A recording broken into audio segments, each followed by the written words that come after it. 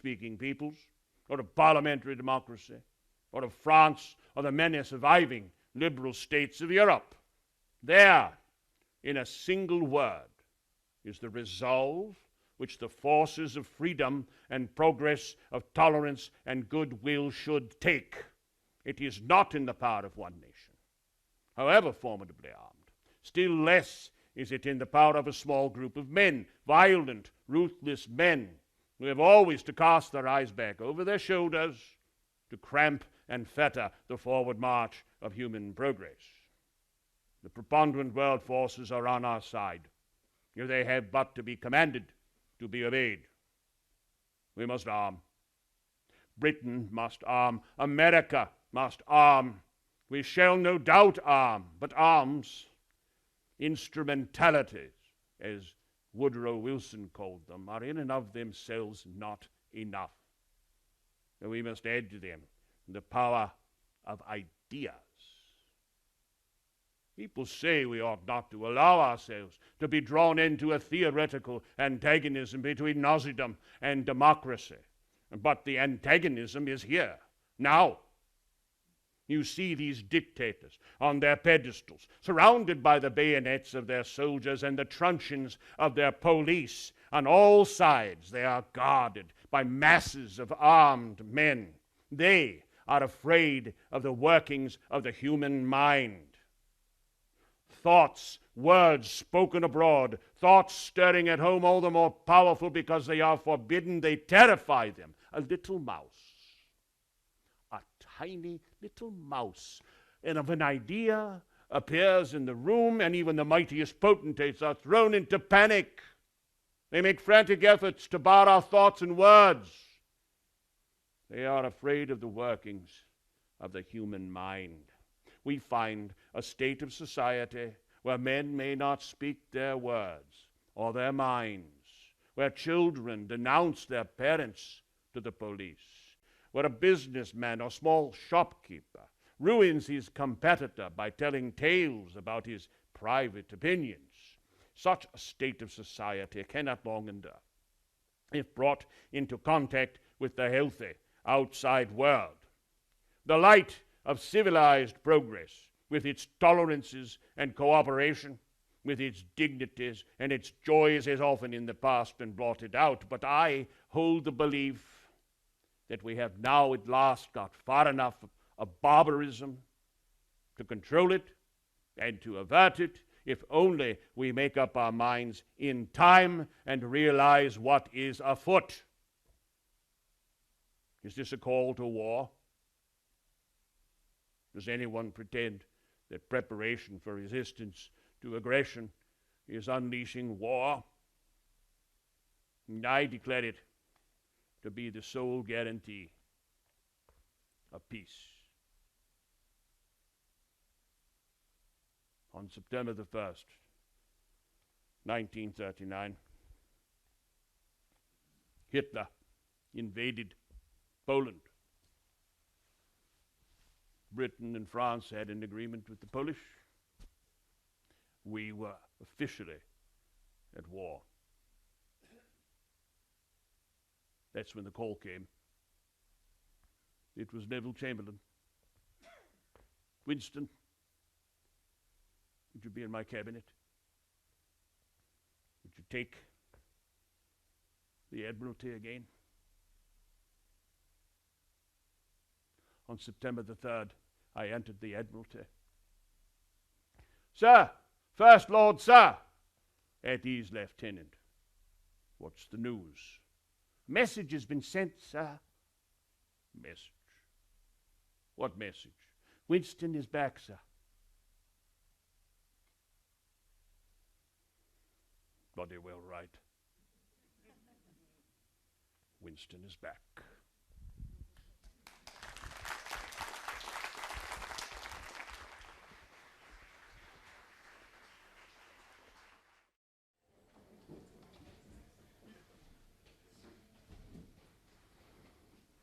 The 10th of May of 1940 was a beautiful spring day. The flowers were blooming. That was the day Adolf Hitler unleashed upon Western Europe an attack never before seen.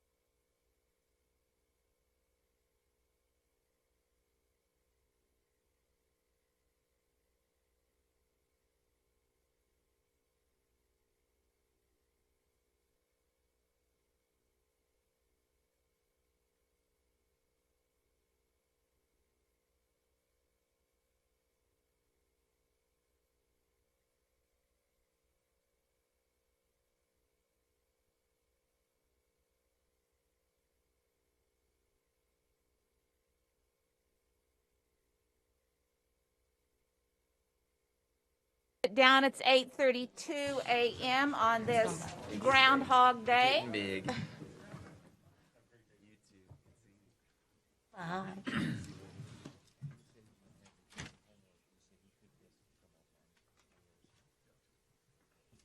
And I've been told that unfortunately we're going to have 6 more weeks of winter.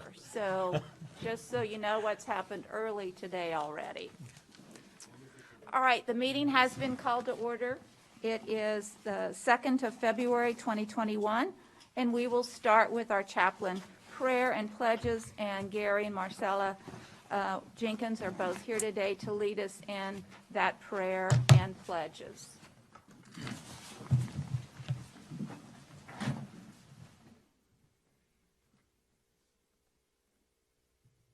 Good morning, Mayor, members of the council, and everybody. Will you please join with me as we go before the Lord? Father in heaven, once more we bow before you to say thank you for this day and for everything that you've done. But Father, we ask you today for your grace and your mercy, and to endow the members of the city council and our mayor with wisdom and knowledge, revelation and understanding to carry out the business of the city today. Thank you, Lord, for this honor to be a part of this. And we ask you, Lord, to come in and, Lord, endow us, oh God, with the wisdom that is needed to take care of the business of the city. We thank you, Father, for living in a great city called San Angelo. And we ask you now to bless this city council meeting, to bless the officers and all the members of the council, and to bless the members of the public that are here today. These things we ask in Jesus' name. Amen. Amen. I pledge allegiance to the flag of the United States of America and to the republic for which it stands, one nation, under God, indivisible, and liberty and justice for all. Honor the Texas flag. I pledge allegiance to thee, Texas, one state, under God, one and indivisible.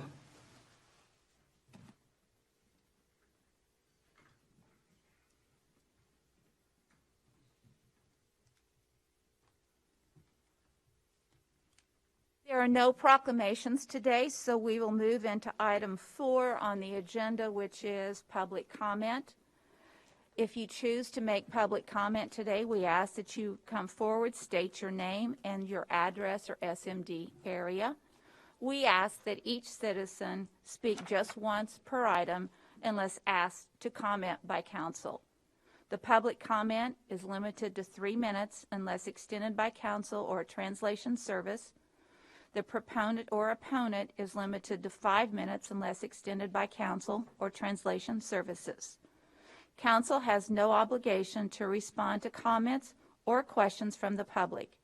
Any response from a member of the City Council to non-agenda comments is limited to 1, a statement of specific factual information, 2, recitation of existing policy, and last, directing staff to place a subject on a future agenda. Do we have anyone here today who would like to come forward and offer public comment?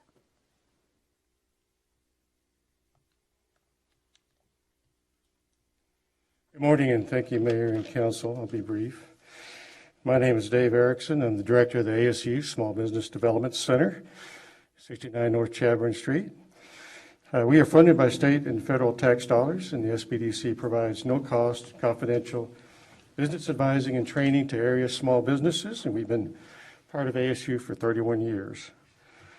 Last April 21st, I presented to Council the COVID-19 Pandemic Economic Resources Task Force Recovery Plan on behalf of the local economic partnership, which includes the Economic Resources Recovery Task Force. Some of the members of the task force include COSADC and the Chamber of Commerce. We have been working closely and effectively with these partners in implementing the recovery plan for the benefit of the small business community. The local economic development partnership is strong. It's an example of effective cooperation and collaboration for other communities. Since the March-April period, the SBDC advising team has helped hundreds of small businesses with business recovery due to the COVID pandemic, especially assisting SBA PPP forgivable loans, through local lenders. We assisted with the SBA Economic Injury, Disaster, or EIDL loans and EIDL grants, which are directly through the SBA website. Just out of breath. So we have assisted numerous lenders, CPAs, and others understand these SBA financial recovery programs, and we assisted in getting answers to the many questions related to them. There's still much work to be done to assist the recovery. For the SBDC staff, it's our pleasure to serve the St. Angelo small business community. Thank you for listening, and be happy to present a full report in the future. Thank you. Dave, I want to thank you for all the work that you're doing in your leadership. Small business is obviously the key and the foundation of our city economic foundation. So what you've done, how you've helped people, how you've guided people has been sensational. And thank you for all that you guys are putting into it. It's been a great effort, and your communication on it has been terrific. So thank you. Thank you, Mayor.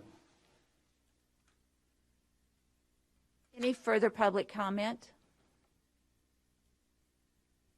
Good morning, Mayor, Council. I'm Patrick Frerick, the Assistant Director of Operations for the city. Want to very quickly just remind everyone that the survey for the master drainage plan that the city's putting together is live right now on the city's website, and encourage everybody to go to that website, fill out that survey, let us know of any drainage problems that you may have in their particular area, and give us as much information as we can so that we can make sure that this master drainage plan that we're putting together is comprehensive and covers all the particular areas of the city that may have drainage problems. So just encourage all the citizens to go to the city's website, to the engineering page, and they can fill out that. There's an interactive map there and a place to add their information. So thank you. How long will that survey be up? It'll be up through Friday. Until Friday. Until Friday, yes, ma'am. And when will we, the council, see the net result of this drainage study? So this will get us to about 80% of that plan. So within the next couple months, we should have a plan coming back to council to show you guys.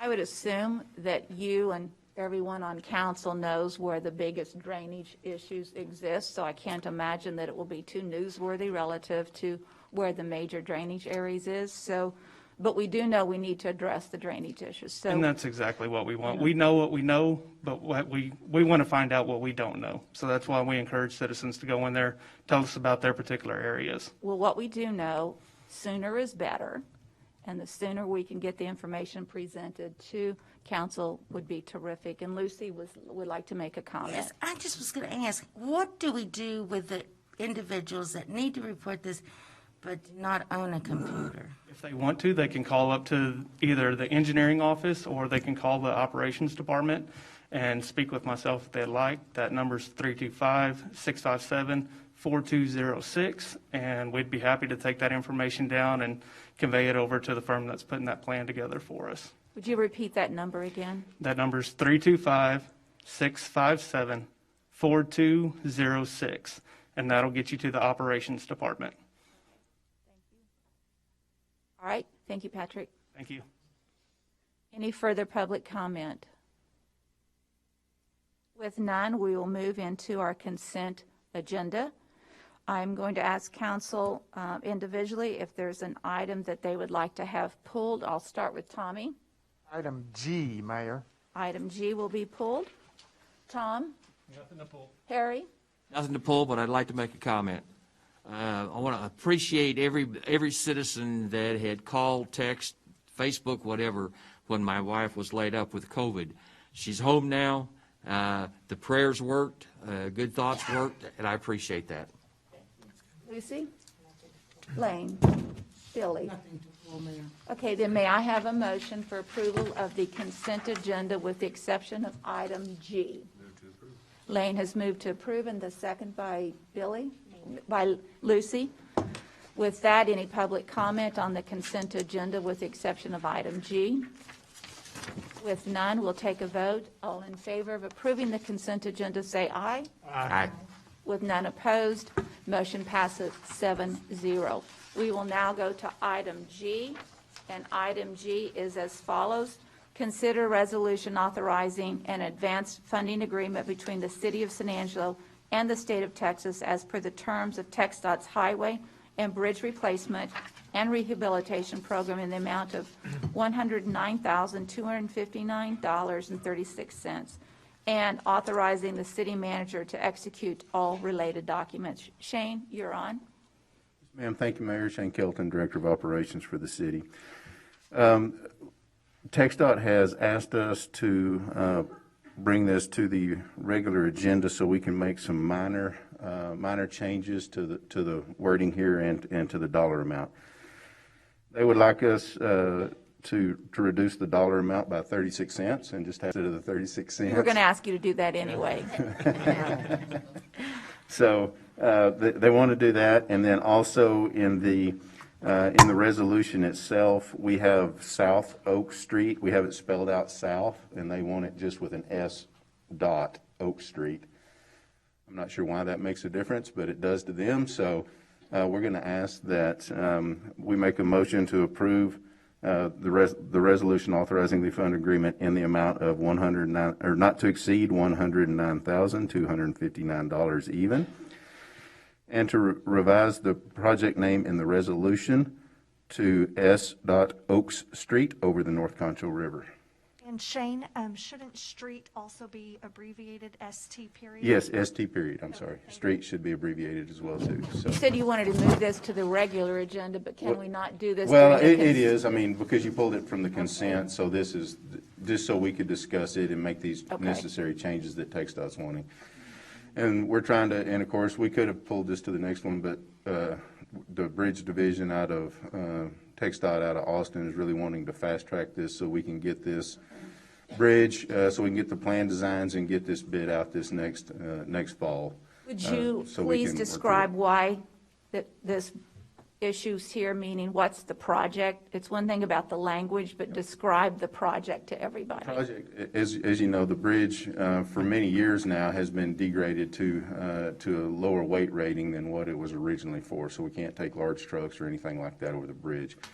Due to structural issues that are underneath where the bridge connects to where the bridge beams connect to the supports underneath it, and also into the embankment on both ends, and how it connects. And the bridge, it just over time and age, is just deteriorated to the point that if we don't do something now and we don't do something fairly quick, it's going to get to the point that we're going to have to stop all vehicular traffic over the top of the bridge, and it would just become a pedestrian bridge at that point. So we definitely don't want that, and TxDOT has funding available through this program, and is definitely willing to help us out. This is about $1 million, just a touch over $1 million project, and our portion of it is only going to be 10% for this $109,000. So great deal for the city. The state's stepping up to really help us out, pull us out of a pinch, or monetary pinch, trying to find funding to correct these issues in this bridge. So again, let me ask you a question, because there are heavy trucks going over that bridge as we speak. Yes, and they shouldn't be. We do have it signed, and it is zoned to not allow big, large trucks to go over it. I know they do from time to time, but they shouldn't be. They're doing a lot right now as we work on the Chadburn Street project. There's a lot of trucks going across that bridge. I will work on some larger signage to try to prohibit that, or to try to slow that down to some degree as well. And what's the time frame that this project would get started? If we can get it bid out this next fall, coming into next fall, they should be able to start the project in the following spring. And so we're a year away. We're basically a year away from actual starting construction. Yes, ma'am. So is there any concern in this next 12 months about the safety of it? Right now, if we can minimize any large truck traffic over it, it's still safe to drive over. It's still safe to pass over. We don't want to worry anybody about that, but it's something that we definitely need to start moving forward. Otherwise, we will have to look at probably closing it to vehicular traffic. Now, during construction, it will have to be closed during construction to vehicular traffic, but that will only be just during the construction phase. What would be the time frame on the reconstruction? I have not. Okay. We have not gotten that far along in the design documents to start getting any time references on that. But the Bridge Division has agreed in Austin to do the design work. So as soon as they start getting those plans back up here for review, for us to look over as well too, in the review process, then we'll start getting a better timeline on project times. Do I have further questions? Harry? Just a real quick comment. I certainly appreciate the fact that we've gotten to this spot. Many of us have known that particular bridge was in disrepair for a number of years. And it is one of the main accesses both to the museum and to the fort. From my perspective, we really don't have any choice but to go forward with this. I suspect in my lifetime, if we don't do this in my lifetime, that bridge would be shut down by DOT simply because it is, it's out of compliance. It doesn't do what it needs to do from a safety standpoint. So I appreciate us getting to this spot, and I certainly appreciate the fact is that people are asking questions, but I think it's something that's needed for a long time. Thank you. Okay, so with that, Tommy, would you like to make the motion? I'll make the motion. Shane, you want to read that again just to be sure we got that for the record? Sure. It's just consider a resolution authorizing advance funding agreement between the City of Angelo and the State of Texas as per the terms of the TxDOT Highway and Bridge Replacement and Rehabilitation Program in the amount not to exceed $109,259, and authorizing the city to execute all related documents with the revision of the name of the project from South spelled out to S. Oaks Street, with street abbreviated, over the North Concho River. I'd make that motion, Mayor. Thank you. I'll second. A second by Tom. Any public comment? With no public comment, we'll take a vote. All of those in favor of the motion, say aye. Aye. With none opposed, motion passes 7-0. That concludes the consent agenda for today, so we will move into the regular agenda. Item 6, comments regarding items on the regular agenda may be made by the public when each item is discussed as outlined above. Applicants, proponents, and appellants are accepted from the time limit above and must limit their remarks to less than 5 minutes. So item A is a presentation of the 2020 City of San Angelo's Development Corporation and San Angelo Chamber of Commerce EDD Annual Report made by Economic Development Director Guy Andrews and Chamber of Commerce Vice President of Economic Development Michael Looney. You're on. Thank you, Mayor and Council. Guy Andrews, Director of Economic Development, City of San Angelo Development Corporation. I think it's amazing what can be accomplished whenever everybody is on the same page, when you've got the right leadership in place, Mayor, Council, our city management, assistant city managers, our COSA DC staff and board, Chamber of Commerce, Board of Directors, and staff there that we work with on a daily basis, Walt Koenig, Michael Looney, our Small Business Development Center through Angelo State University with Dave Erickson, and thank you, Dave, for all you do. Clifton Jones leading that in ASU as well. It's been a pretty amazing year that we've had. You have a copy of our written report in front of you. For those that would like to go online and view the report, you can go to Economic Development San Angelo, all run together.com. That's economicdevelopmentsanangelo.com. And look under the community profile, and our report is out there along with a lot of other good information. I'd like to start off, our theme is, as you know, and our direction is planes, trains, and automobiles. I love this picture of our San Angelo Regional Airport, Mathis Field. What a great asset that we have, and a great tool for economic development. During this year, we've had several things. So we have a project that will increase our lease hangar capacity, refurbishment of existing hangars, and construction of new commercial hangars. That's in the early development stages in 2020.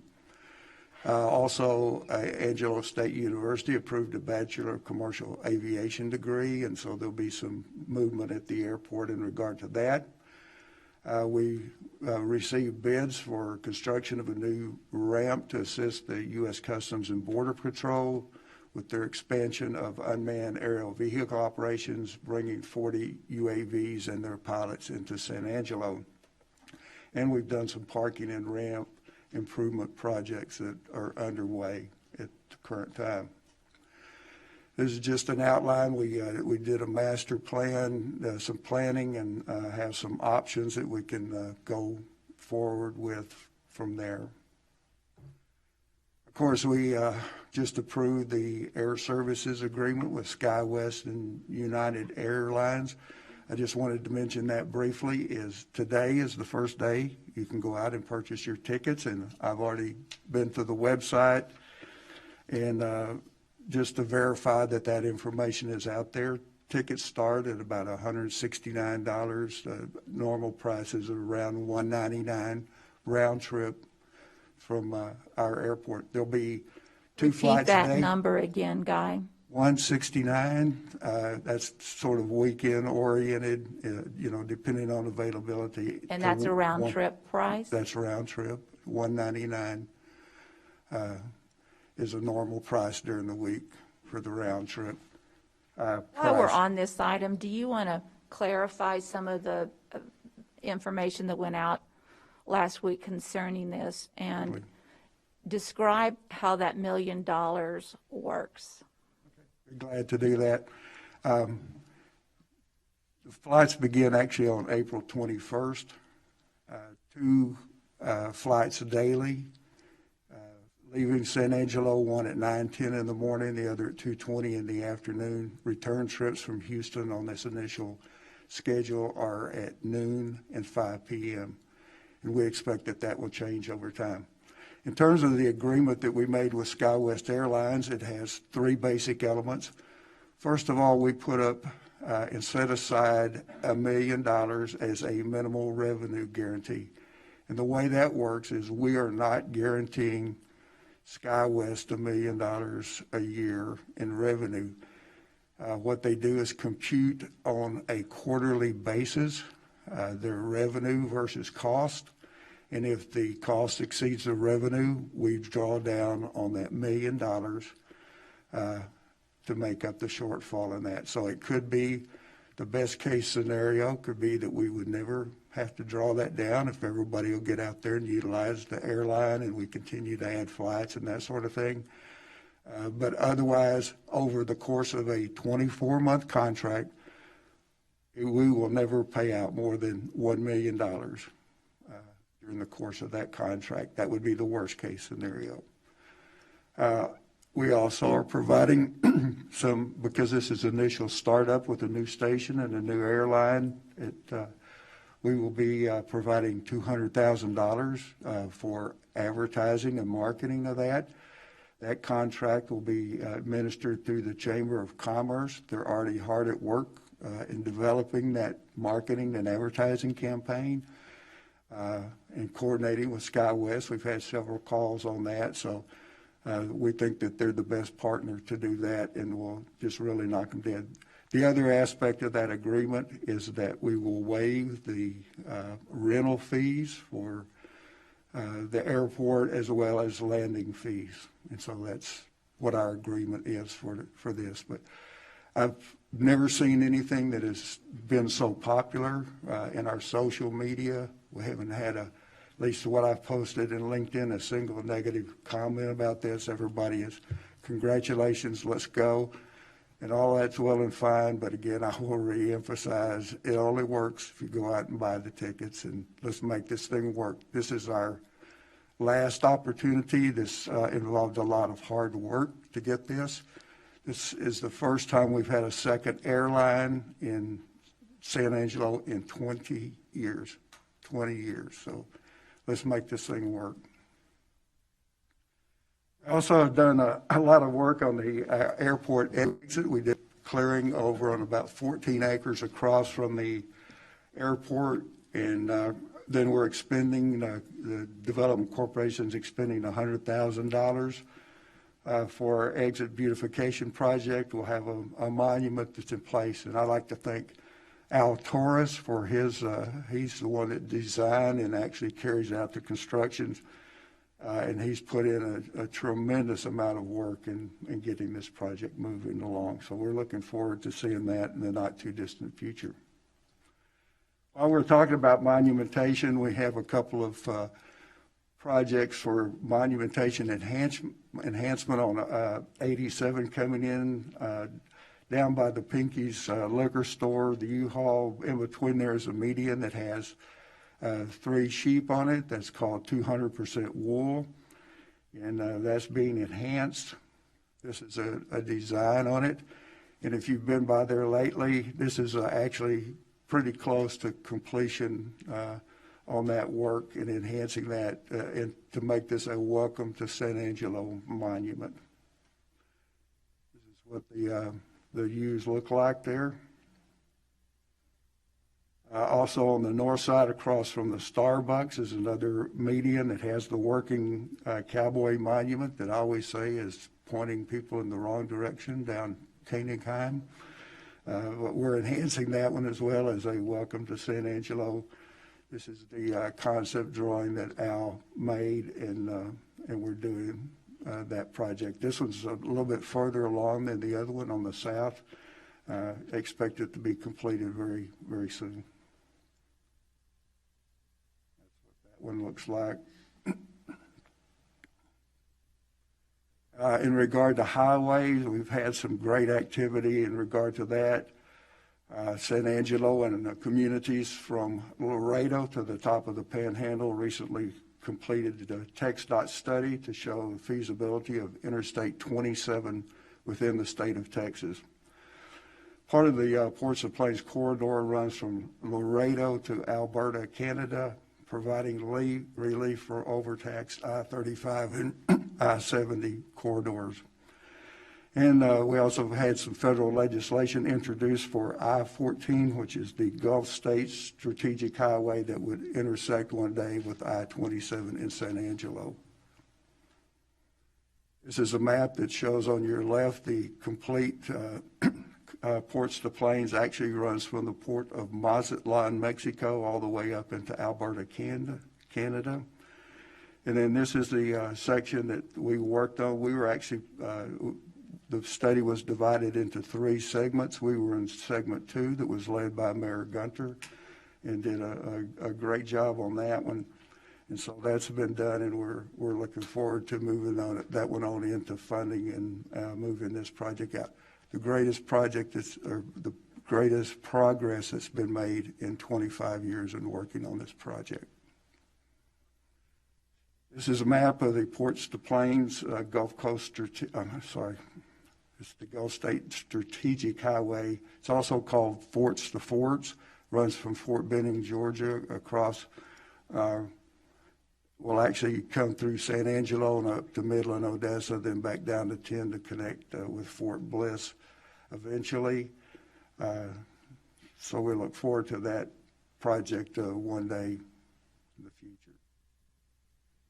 San Angelo Railport, this has been amazing, exciting. It was designed to augment Texas Pacifico and South Orient rail line by providing rail freight services to San Angelo. And our main thrust in this has always been to provide to our local businesses, our agricultural community, steel providers and other manufacturers to help reduce their cost of shipping. In the agricultural community, probably the best way that we can help them is by shipping by rail. They can reduce their costs as much as 40%, and that's profit that comes back in there. We did a 180-acre rail site, and it's in the initial development stages, following extensive studies by our consultant, Roger Horton, and Michael Looney with the Chamber have done magnificent work on this. That line is owned and operated, or the port is owned and operated by the South Plains Lamesa Railroad. They're actually located in Slayton. A lot of people, because of that name, think they're in Lamesa, Texas, but they're actually in Slayton, Texas. It's a public-private partnership with us. And this will be a new alternative route. It will be in addition to the 6 existing rail ports on the U.S.-Mexico border.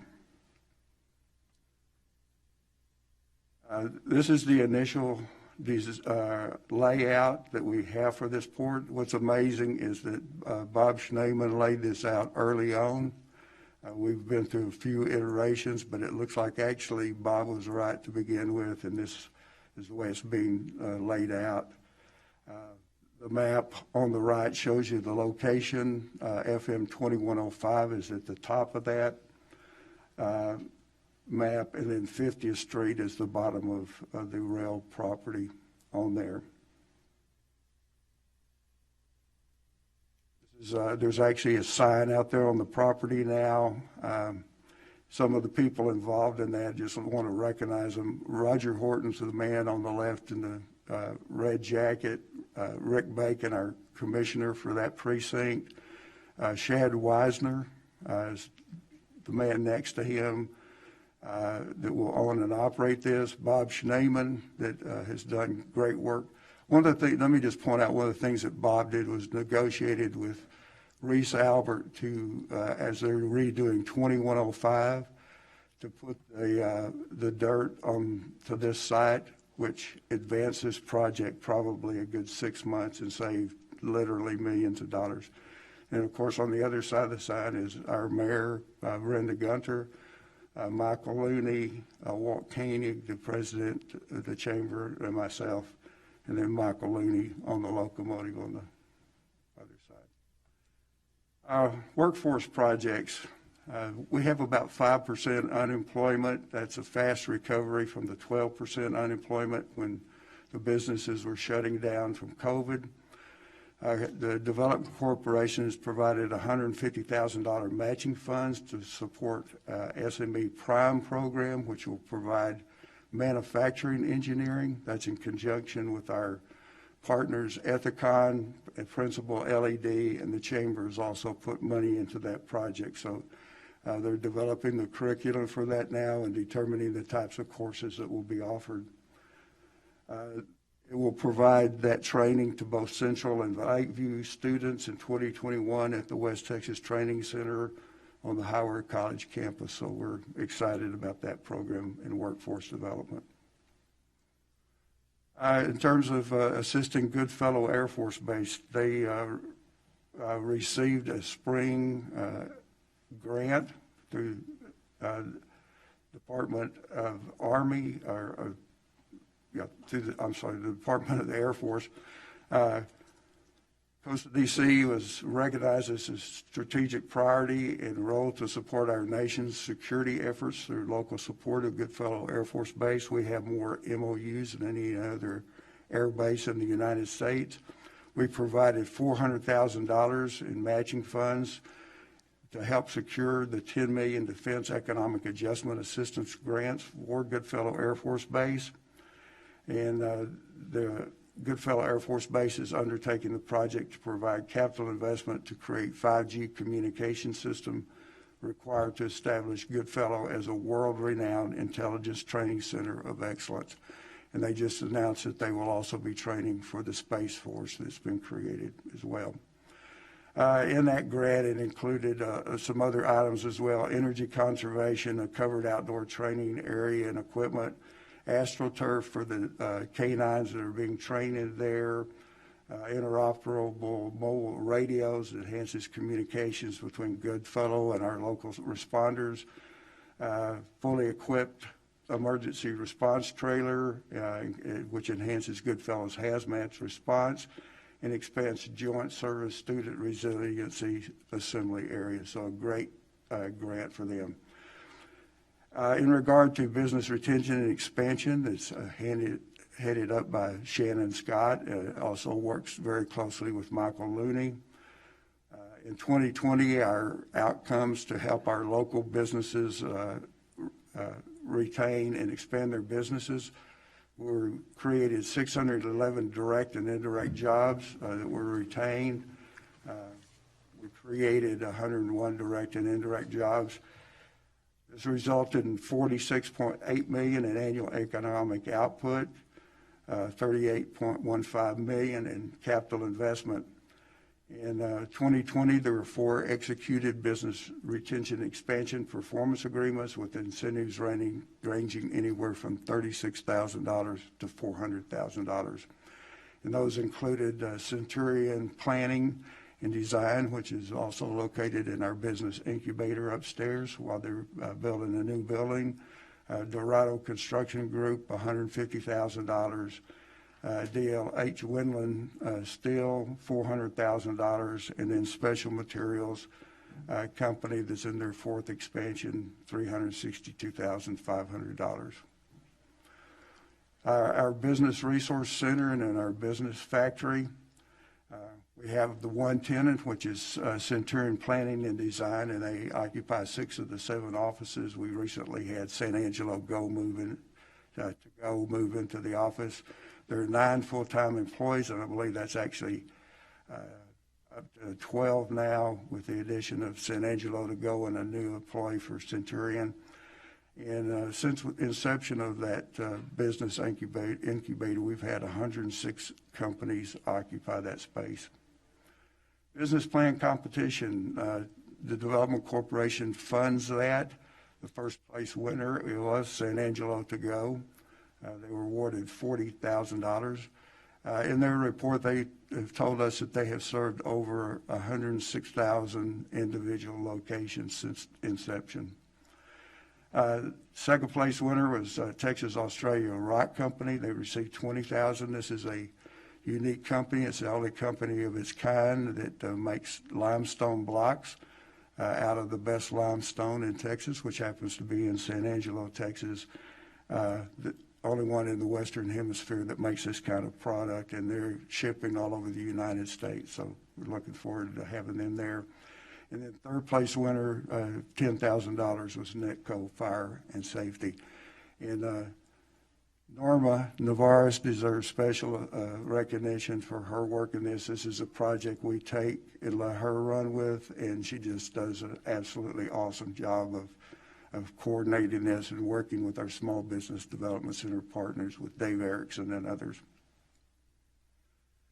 In our tax increment reinvestment zone, the tiers projects, we had 13 total tiers agreements executed in 2020 for projected capital investment of over $10 million. 7 of those agreements are in the north zone for a capital investment of $9.5 million, and 6 are in the south zone for investment of $515,000. In the south zone, one of the projects was San Angelo Autism Center. Concho Self-Storage, it's another of those projects, received tiers funding. Reina's Tacos, converted gas station. We always like to see brownfield projects that are repurposed for that use. There's One East Two Hig Partnership. And in our south, we had Box Hangar, 210, Concho Venue, and the Spur building, and all of those are in progress right now. In the north zone, Twofold Journey Properties, LLC. And then we have a lot of projects that are still in progress. The Huddle House, the Kent Quick Travel Center, Twofold Journey Properties has a second agreement. Shine Bright, Lube North, and Big O Auto. Capital improvements, special kudos to Bob Schneeman on this project. He led our development of phase 2.2 in our business park to open up additional acreage there. In phase 1, we sold this past year 21.49 acres for a total of $553,255 revenue to come back. There's currently one tract of approximately 7.23 acres that's under first right of refusal, and that's in conjunction with Allen's Transport that bought 12 acres. Coverlay Manufacturing had bought 3.945 acres, and Dakota Investments 5.544 acres. That last one is the Frito-Lay Distribution Center. And if you've been by there lately, they are close to finishing up on that project. It's a 17,100 square foot distribution warehouse. This is a overhead from our new video that we had made. Thanks to AEP, provided money to make the video of our business and industrial park as it currently is. In our phase 2.1 and 2.2, we spent $1.1 million and then about $2.2 million in phase 2.2. 2.2 was partially funded by a grant from the Federal Economic Development Administration for $1.25 million, requiring a 50-50 match by us, so that really helped us out in that. Our total construction budgets for the phases was about $3.5 million. Phase 2.1 and 2.2 construction began on March the 2nd, 2020, just prior to COVID, and is actually pretty close to being completed. That was greatly accelerated actually during that time as well. Project opened up an additional 118 acres that we can sell, sellable land. And then we have some more projects that will go to provide the underground distribution, natural gas, and fiber optic to that site. So this is just a schematic of where those projects took place within that park. And these are overheads of that. We have a traffic circle within the park that's sort of a unique feature in there, and we're getting ready to clear that mesquite and everything to make the land more saleable. So we're ready for people to move to Reshore and move to San Angelo. This is an AEP building, and again, thank them for the $5,000 grant they gave us to make the video, the new video. It's well received out there with tens of thousands of views on our social media. So now I'm going to turn it over to my partner in crime and Michael Looney to take it from here, but I just want to let everyone know, in case you hadn't heard, that Michael was just named one of the top 50 economic developers in North America.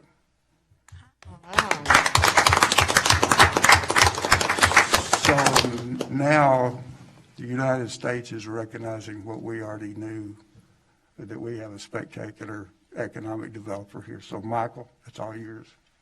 Yeah. Yes, please, Billy. I'd just like to make some comments after Guy's report.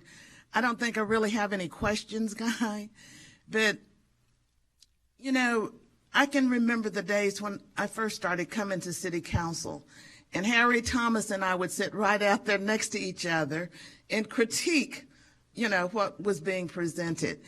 And I have to say, after hearing that report, I feel like I need to be a cheerleader on a soapbox.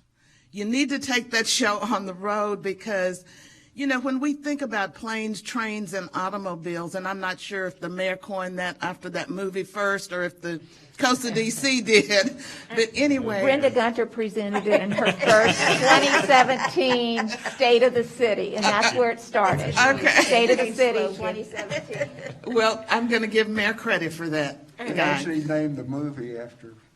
Oh, okay.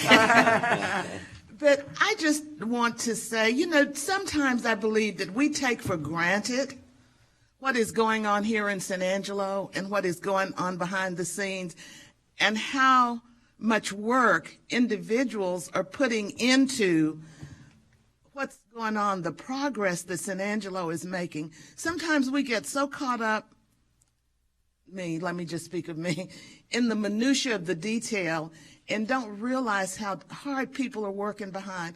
I know that you and Mayor and Daniel just up and all of a sudden went to Utah through probably many transfers on airlines to solidify us getting a second airline. Now, I don't know what all went into that trip before it got to be that trip, but I do know the nearly 4 years I've been on council, I've been asked repeatedly, what can we do about getting a second airline? And then just all of a sudden, to some of us, it seems like we have a second airline. We have a rail port. We have progress on, you know, an interstate highway coming through San Angelo. And, you know, I think about previous councils that have gone before us and laid the foundation. And then those previous councils that came along and built the framework. And now we're putting some, what do you call that, sheetrock or whatever, on the walls to move forward. And it's exciting for us. And I just hope citizens that are here today or that are watching, you know, this replay later can come to appreciate what is happening in the city of San Angelo and the progress that we're making in so many different areas. You know, when talk about walking and chewing gum at the same time, which has become a Washington buzzword, you know, that is happening in San Angelo, and it's not just lip service. We can actually see the results of the work that people do. And so I'm passionate about it, and I thank everybody that has put into this, from our operations department to our COSA DC, to our chamber, to the mayor, to the city manager, you know, everybody that, you know, has had a part in this. And I just want to say thank you. Thank you, thank you, thank you, because it is encouraging to hear and to know what is going on in the city of San Angelo. So I'm off myself. Well said, Billy. Thank you very much, Billy. I also want to include in that played no small part in getting it our airport director, Jeremy Valgardson, very instrumental in already having connections from his previous job. But it was definitely a team effort. It was it was a quick trip to St. George, Utah, but we had the right team in place to present that and to make a deal to make this actually happen. Thank you. I want to add to what your comments are, Billy, and state, yes, in my 2017, shortly after I had been elected mayor, I presented the trains, planes, and automobiles in the state of the city, my first state of the city. And the reason I did is because I understand that no economic development can happen successfully if you don't have transportation options. Transportation options are economic development, and without them, you have a very difficult time talking to companies and asking companies to expand. Because as Guy just said, transportation costs are a huge part of any business model, and when you can reduce that, you attract other people. We had an affordable housing presentation not long ago, and we found that the dollar per square foot in building a house in San Angelo is more expensive than any of the other metropolitan areas in the state of Texas. And you know why? Because of transportation costs. We shouldn't be paying more per dollar per square foot for a house in San Angelo compared to other areas. But unless we can get product here cheaper, faster, we're going to continue to have that as an issue. And so we have to look at transportation options. The day of being able to attract new companies, expand companies is gone without things that we can show are happening in this city. We already know that in the rail port, with that rail port, there are many people looking to set up distribution centers and other housing, warehousing issues out there. This means jobs. This means jobs at a higher pay, not a minimum wage. We're talking about livable wages. But if we did not present these ideas of planes, trains, and automobiles, the two people standing before us would have continued to struggle in economic development, because we're in competition with every city, every municipality in the state of Texas and 49 other states. It's a competitive world, and if we're going to bring jobs to this city, if we're going to bring livable wages to this city, you have to start with transportation. That's key. So thank you, guys. Let's move on with the presentation. Let's go. All right. Good morning, Council. Michael Looney, Vice President of Economic Development for the San Angelo Chamber of Commerce. And what a great privilege it is to be here with everybody. All of those up here in this council meeting, we work together, and that's the key. That is absolutely the key. We like to work together. We're more efficient, we're more productive, and we get deals done. But you know who else sees that we work together? Allen's Transport, SMC Global, LSPI Chemical out of Bryan, Texas, Houston, Texas, and others. They see that we work together. They see that we are all pushing forward for the common goal of producing solid economic development projects that are durable. And that's one of the things that Guy and I talk about all the time, is that we want to set down a foundation for durable, long-lasting economic development projects that are similar to Ethicon and similar to Goodyear. These are the kinds of companies that we want to attract, but also support, and we support that through all the different collage of efforts that we use together, even down to some of the tactics that we use. Like, for example, when we bring a company in, we're able to just pick up the phone and talk to the real estate department or the legal department, and they immediately jump in. And one of the things we've always talked about is that our city council, the city staff, planning and development, legal department, all of our different supporters throughout the region are economic developers. Because if we all think of ourselves as economic developers, industrial developers, the customer sees that, and we hear that over and over again. Gosh, you're so different than the other city that we were looking at. And that really makes a big difference on getting the transaction completed. So what I'm going to do is go through our, here, oh, wait, sorry, oh, down. That's why the little green circle's on there, isn't it? All right. Okay, 2020 started off with high hopes, and those hopes actually were realized, I'm grateful to say, but the pandemic situation, it started to creep in on us. We started noticing it in February, and we had never, Guy and I talked about it, and we had never experienced anything like this before. And you know you're in a really unique situation when the playbook that you've written for 2020, you start also looking up online community reactions to the Spanish flu pandemic, how to handle a 70% drop in bulk rate freight shipping from overseas. That means blank sailings. That means nothing coming our way, no way to ship it. These are the kind of, of the 2007 economic crisis. These were the things that we were researching to try to figure out, what are we going to do? How do we, as guides, tell the companies that we're working with locally and that we're recruiting what we're going to do? So what we did is, as Dave Erickson just said a few minutes ago, we formed the Economic Response and Recovery Program. We wanted to make absolutely sure that the word recovery was in that program. And this was a collective of all of the different economic development partners, partners at the city, partners at the county, to figure out how to set up a defensive framework for our community so that we could not necessarily focus on the biological side of the epidemic, but also really, for us, focus on the economic impacts. We knew the shock wave was coming. It was happening so fast, though, that we could not rely on other communities in the country or overseas to tell us what they were doing. No one knew. It happened so quickly. And so this was comprised of Angelo State University, SBDC. They were a huge link to us.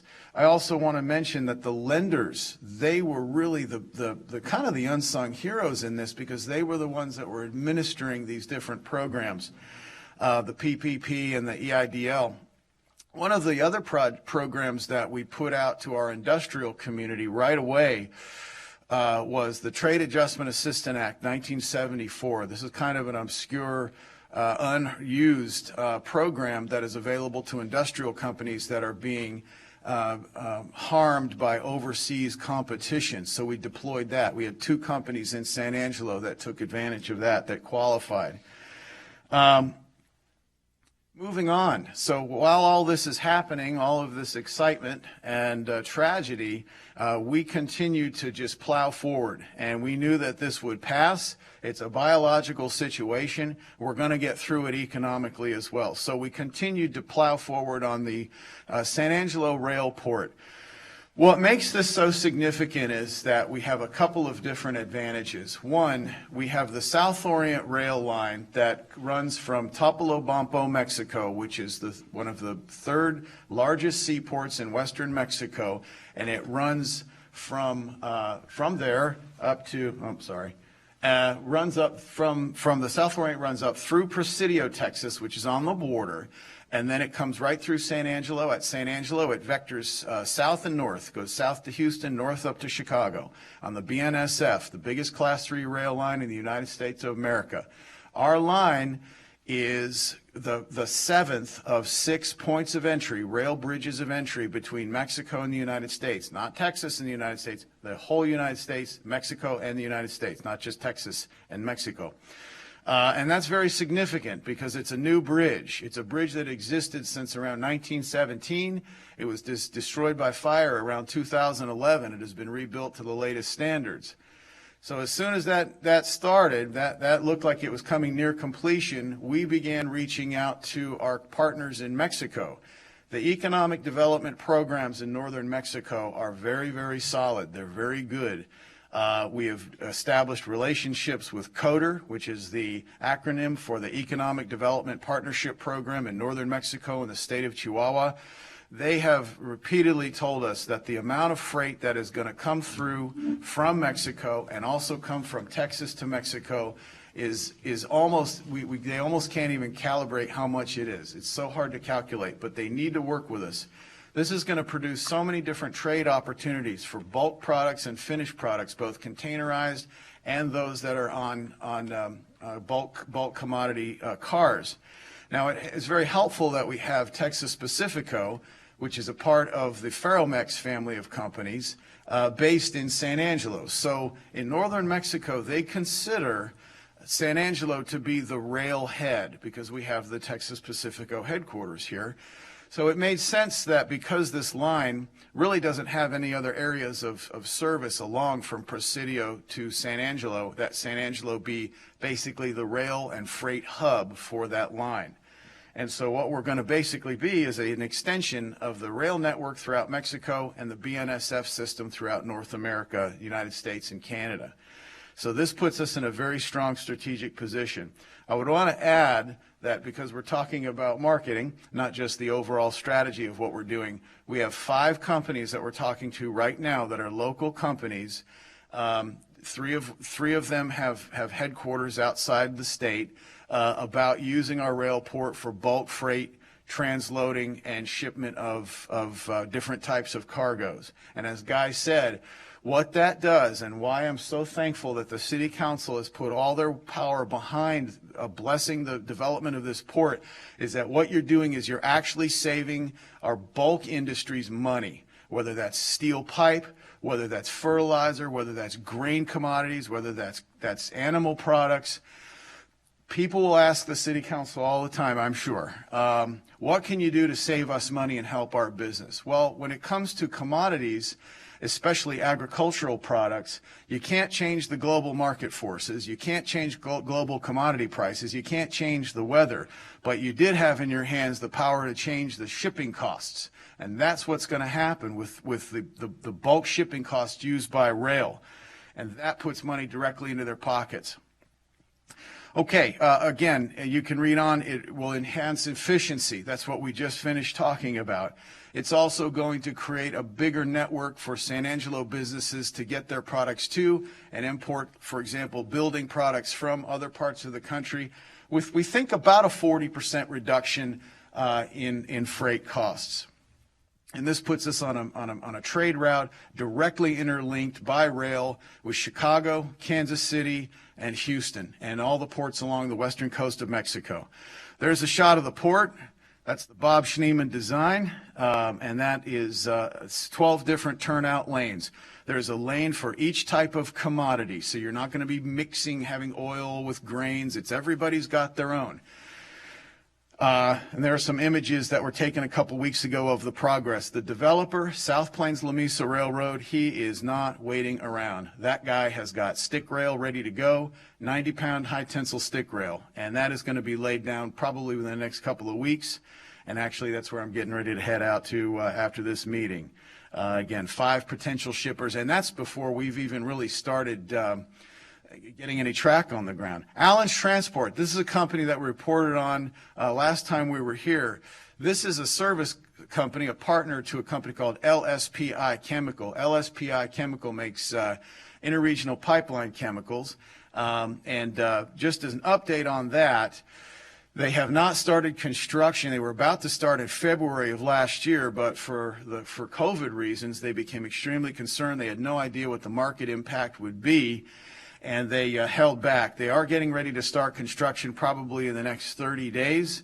And I did talk to Mr. Fandrick, and he has been given full blessing by LSPI to continue to plow forward and make this thing happen. And so we're very pleased to hear about that. And there's a tour we took in Houston of LSPI. And again, a little bit of information about their company. It's a 25,000 square foot terminal. They're going to hire 10 people. There were no incentives. There were no grants. It's a pure market rate transaction. Very pleased to be in San Angelo, Texas. Double J Lamb Processor. We talked about agriculture a few minutes ago. We've talked about the ewes, the lambs, the statues that speak to the heritage of our once massive lamb industry. Tom Thompson knows a thing or two about that as well. I've seen you when you come back from shearing. But we are very pleased to announce that Double J Lamb Processors of Greeley, Colorado leased and purchased the former Rancher's Lamb brownfield site. For those who don't know, a brownfield site is an old abandoned building that's just sitting there unproductive. Well, they purchased the old Rancher's Lamb facility in September. It started the last week of August, and again, as Mr. Hassebrook, Jay Hassebrook, owner of the company, told the 25 attendees of the San Angelo Regional Manufacturers Alliance meeting last week, it was the whole community that came together, the leadership community that pushed this thing through and made this happen so quickly. I couldn't have been more impressed with his remarks. I wish I had him here today to talk about that. But again, so we have a historic sheep and goat industry that now will have a plant from which to process these animals and get them to the markets, mainly in Houston and Chicago. Those are the two biggest markets. And again, there's your rail right there. Use that rail system.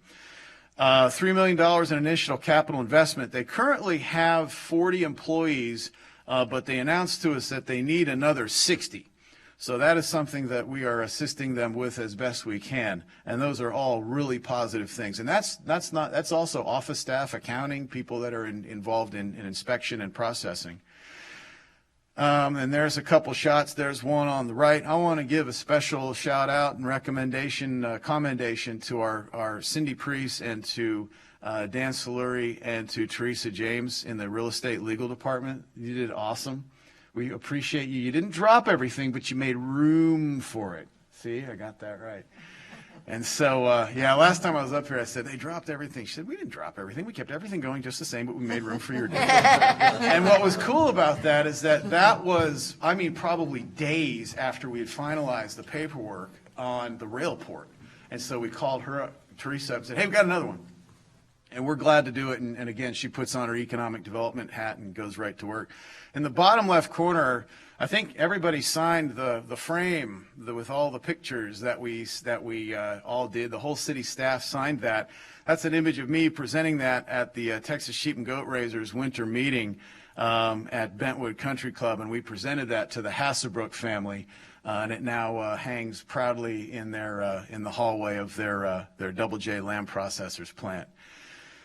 SMC Global, this is the company that keeps on giving. A simple little warehouse deal that we did in 2018 has now turned into a company that is producing chemicals that are being sold all around the world. About a quarter of their product is sold to the Middle East. These are oil field chemicals. They make a lot of other types of products as well.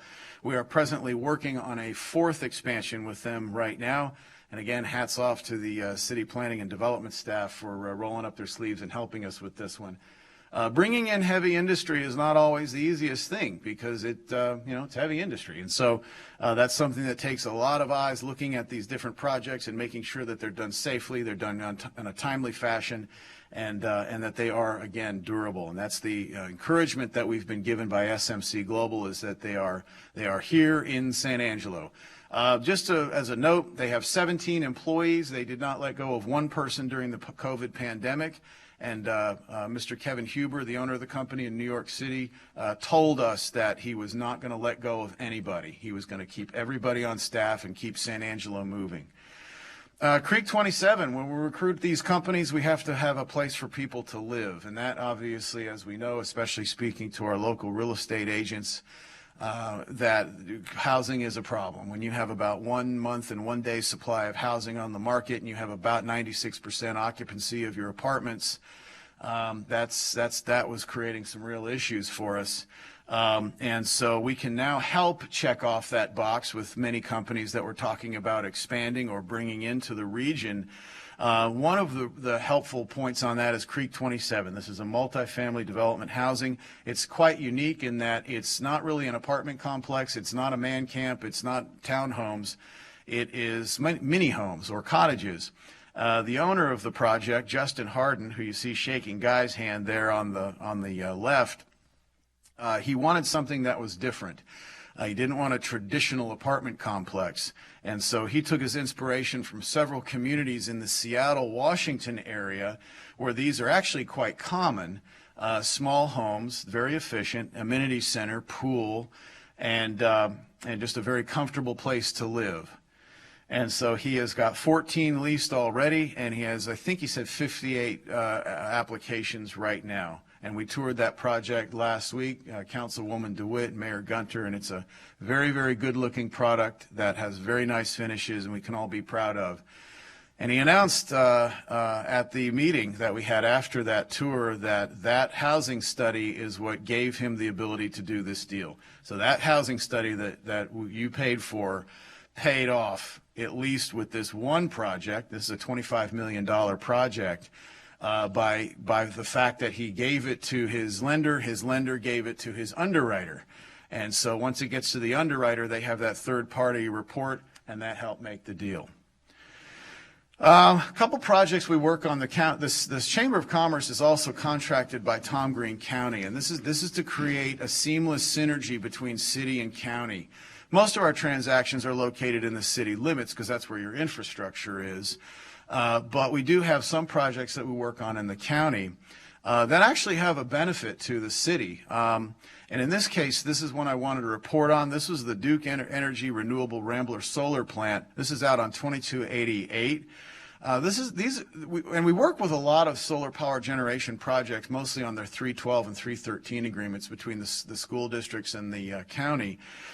They don't take a huge amount of time because generally these companies have very large legal teams that are very accustomed to coming into communities, but they really appreciate our guidance and our promotion of these projects, and we've been really helpful in making several of these projects work because we have such a close proximity to crew housing, and that makes a big difference. Plus, we also have a community, independent school districts, and county commissioners that are very receptive to these projects. It also helps that we have two major substations for energy transmission located very close to San Angelo. We like these projects because you're constructing approximately a $180 million development in the county. You do get some good effect from the construction of it, but really it's a taxable asset. And so it's a very large asset, and the more of these larger assets we can help encourage on private property, private developments, the better. And there's Michael, a couple on shots that of project, how close is it to the ETJ? That project is right about on the line of the ETJ. Very close to it. In negotiations with them, when do we bring them into the city limits? That has been the only project we've had so far is where there was some right-of-way issues, but that's a good question, and that really depends on the landowners that these projects approach. We don't really have any guidance as to whether they're in the city limits or out of the city limits. It's all based on the landowners that they negotiate with on a private transaction. Because one of the reasons Midland has such a large property tax base is because they're 25 miles outside of what you would think would be the city limits of Midland is in the city limits, and they bring in tremendous amount of property tax dollars for these big gas plants. And I mean, we always look at Midland, they have a almost $30 billion property tax base. We have a $6 billion tax base. And it's because they pull in projects like this into their city limits. Just a comment. This is the power of working together. Mayor, I will come see you after this meeting. We will talk about that very thing. West Texas Moving Forward Conference, as many of you know, we were not able to have the legislative summit, so we replaced it with a hybridized electronic and in-person conference called the West Texas Moving Forward Conference, and it was probably one of the best conferences that the Chamber of Commerce has ever put on, focused heavily on trains, planes, automobiles, and industrial development. So, as you can tell, I really like that project a whole lot.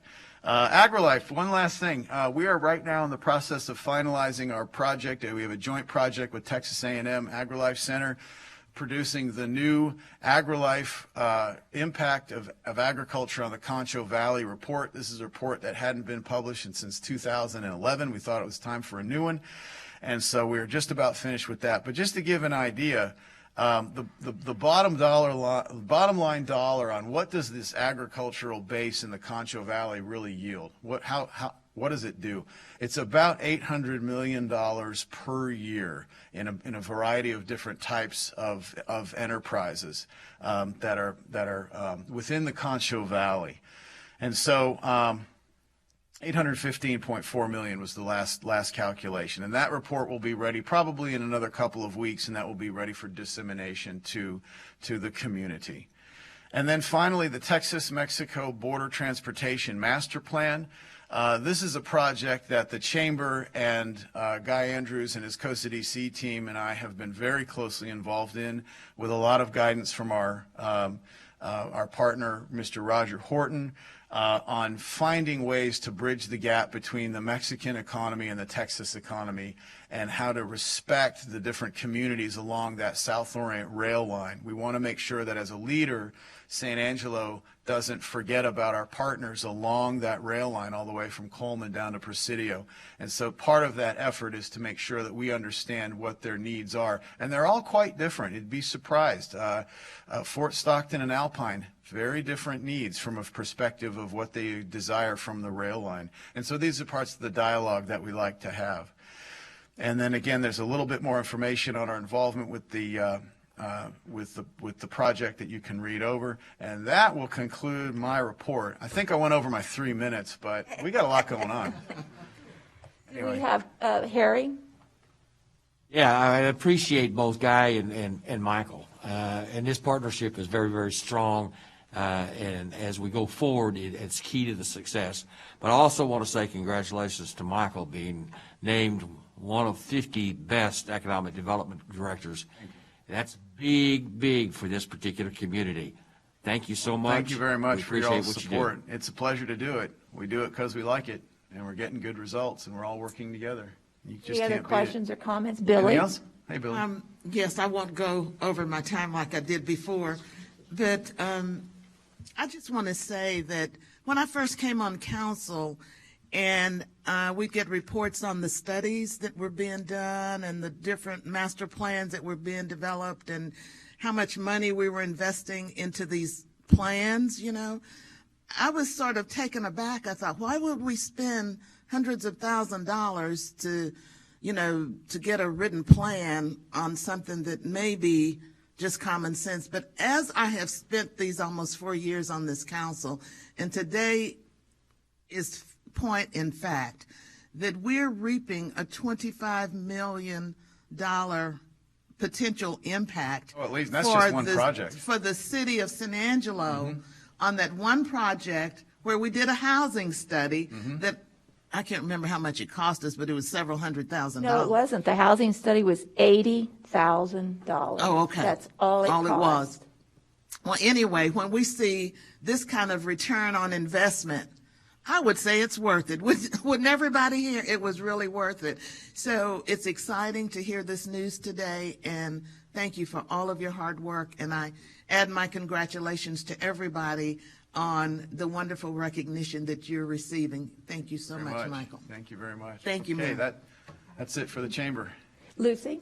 Yes, Michael, I just want to thank you and Guy and Shannon for the tour a couple of weeks ago. Oh, yeah. I see my area over there in the Yeah, the industrial SMD park tour. blowing up. Yeah. And the streets that are being built over there, it's amazing when Yeah. all it used to be was nothing but brush. I know. So It's not just brush anymore. I know, and it looks really pretty. That's why we call you Industrial Lucy. You've got so much going on in your area. It really No, looks- those little one-on-one tours are awesome. Yeah. I'm glad you find those helpful. But like we I said, do too. I thank you for a great job, all of you together. The It's team that truly a you've team developed. effort, and I'll tell you, one of my best friends in the world is Mr. Guy Andrews, and this guy is awesome. He is a machine, and he's got a big heart, and he's a lovely friend, and he is probably one of the best economic developers in the country. I mean, really. Well, you know, So you got 50% of the award, and he got the other 50% I'm giving of the him, award? yeah, 25%, 25%. Let him keep it at his office for a couple of months and then back to your office. I think we're going to swap it around, yeah, because it really is such a great team environment. So anyway, hey, appreciate you all very much. And I appreciate you all taking my calls, too. I know I call a lot of you individually when I have a specific SMD industrial development that I'm working on where I need some advice or I need some ideas or counsel. I really appreciate that very much. Thanks again. Thank you.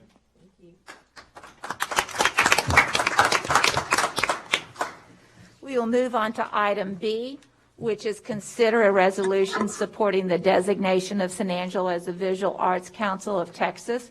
Diana Bays would normally be here to present this and talk through it all, but she is homesick, so she's asked us to go ahead and proceed because we believe strongly that the sooner and quicker that we approve this resolution, the better it will be. And it basically is going to go to the legislative group of people and ask them to support this request for San Angelo. And most of you know that over the past year, We became a film-friendly and a music-friendly city. But in addition to that, we have a long history of strong arts community with a strong foundation with the San Angelo Museum of Fine Arts, symphony, theater, a ballet, tremendous amount of quality of life issues supported by the arts. And so we are asking that we do this today in support of that and see if we can't get the vote in Austin to do this. So may I have a motion? So moved, Mayor. Lane, a second by Tommy. Any public comment? With none, we'll take a vote. All in favor, say aye. Aye. With none opposed, motion passes 7-0. We'll move into item C, which is consider approving a discount for rental fees at the Texas Bank Sports Complex for organizations bringing in 40 or more out-of-town teams to participate in tournaments. And Brent, you're on. Thank you, Mayor. Good morning, Mayor, Daniel, council members. I am Brent Casey, your recreation manager for the city of San Angelo. I'd like to start off by letting everyone know that we do have a mitigation plan approved by Dr. Veretis, and we are ready to move forward with tournaments for 2021 at the Texas Bank Sports Complex. So we've talked to him, have his guidance, and we will move forward with those. We are requesting is we're trying to get more organizations to come into the city of San Angelo. We've had meetings with different people. We have some of the organizations that have been here in the past. We have some new organizations that we're working with trying to get them to bring tournaments into San Angelo. And some of them have requested that they get a discount. So we are requesting a 30% discount off of the rental rates, which per quad, that would only add up to $97.50 per day. So depending on how many teams they brought in, we're only asking for that to take place if. So we definitely get the money back on the economic impact, and it would show them that we're trying to work with them to get them into San Angelo, and we're willing to work with them to have the tournaments here. So. Sounds like a great idea. Do I have questions from council? I'd move approval of the discount, Move approval Mayor. by Tommy, a second by Lane. Any public comment? With none, we'll take a vote. All in favor, say aye. Aye. None opposed, motion passes 7-0. Thank you, Bruce. We will now move Nice job, Brent. We will now move into our closed session, the executive session under provision of Government Code Title V, Open Government Ethics, Subtitle A, Open Government, Chapter 551, Open Meetings, Subchapter D, exceptions to requirement that meetings be open under the following sections. A, 551.072, deliberations about real property regarding the Ford Ranch, and item B, 551.071, consultation with attorney regarding Sheila Andrews versus the City of San Angelo. We will now adjourn and go to closed session, and we will follow up with the balance of the agenda when we return.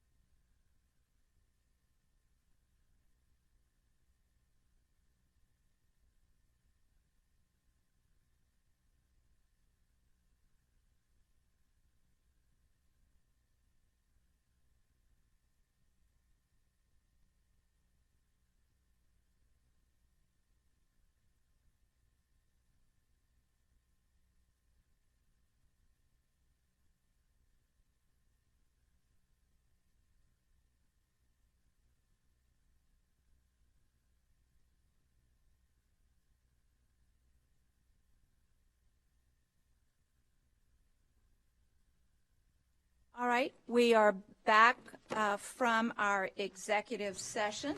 It is 10:32 a.m. on February the 2nd, and so the first thing we will do is consider the items discussed in closed session, and we do have an item to discuss from closed session. So I'm going to ask Lane to make a motion. And with that, one thing I would like to say is 4 years ago, when we first initialized this setup, we knew that there would be an awaiting period of this motion that I'm about to make, and it is an honor to be able to make this. So with that, I make a motion to authorize the city manager to negotiate and execute all documents necessary for the sale of the remaining approximate 2,005 acres of the property. 20,000. 20,005 acres of the property commonly known as the Ford Ranch to the Lyndon Hamlin for the price of no less than $1,385 per acre. Do I have a second? Second. Everybody else. All of us. I heard 6 seconds on that. With that, do we have any public comment? With none, we'll take a vote. All in favor of the motion, please say aye. Aye. None opposed, motion passes 7-0.